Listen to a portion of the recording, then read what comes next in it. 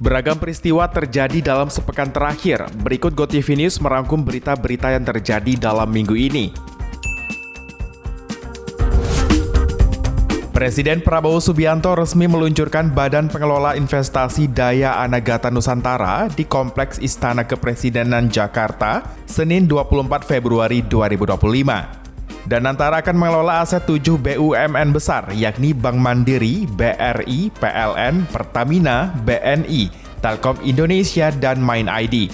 Selain itu, Indonesia Investment Authority Sovereign Wealth Fund yang dibentuk pada era Jokowi juga akan bergabung. Total aset yang dikelola mencapai 14.670 triliun, dengan investasi awal sebesar 326 triliun rupiah dari efisiensi APBN.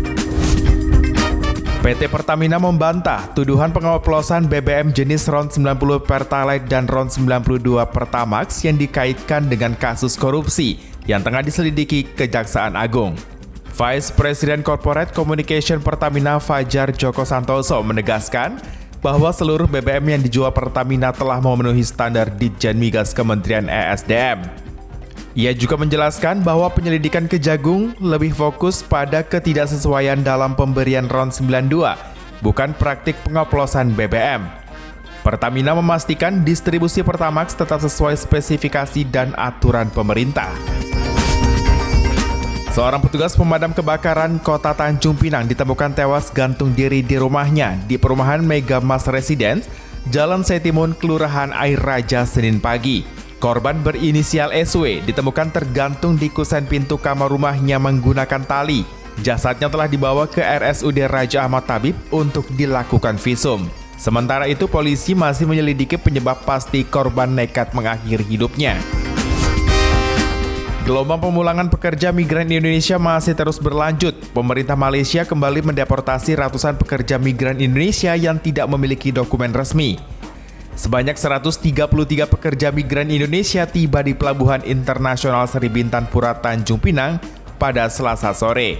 Setelah tiba di pelabuhan, ratusan pekerja migran ini langsung didata kemudian dibawa ke penampungan sementara sebelum dipulangkan ke daerah asal masing-masing. Lanal Bintan menggagalkan penyelundupan 2 pekerja migran ilegal asal Malaysia menuju Batam di perairan Selat Riau pada Selasa. Petugas mencurigai sebuah speedboat dan melakukan pengejaran hingga berhasil mengamankan 4 orang. Selain itu, seorang pria berinisial M yang diduga sebagai pengendali operasi juga turut diamankan. Barang bukti yang disita antara lain 3 unit speedboat tanpa nama, beberapa unit ponsel, dan 11 butir ekstasi. Sementara itu, kedua PMI ilegal akan diserahkan ke Badan Perlindungan Pekerja Migran Indonesia (KEPRI) untuk proses lebih lanjut.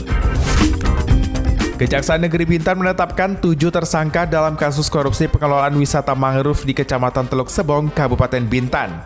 Tersangka meliputi Camat Teluk Sebong Julpri Andani, Kepala Dinas Ketahanan Pangan Sri Heni Utami, Kepala Desa Teluk Sebong Maslan, Kepala Dinas Pemberdayaan Masyarakat Desa Herika Silvia, mantan Kades Sebong Pereh periode 2017-2022 La Anip, Lurah Kota Baru Hairudin, dan PJ Kepala Desa Sebong Lagoy Herman Junaidi. Mereka diduga menyalahgunakan wewenang dan melakukan pungutan liar dalam pengelolaan wisata mangrove pada 2017 hingga 2023 yang menyebabkan kerugian negara sekitar 1 miliar rupiah. Ketujuh tersangka terancam hukuman maksimal 20 tahun penjara.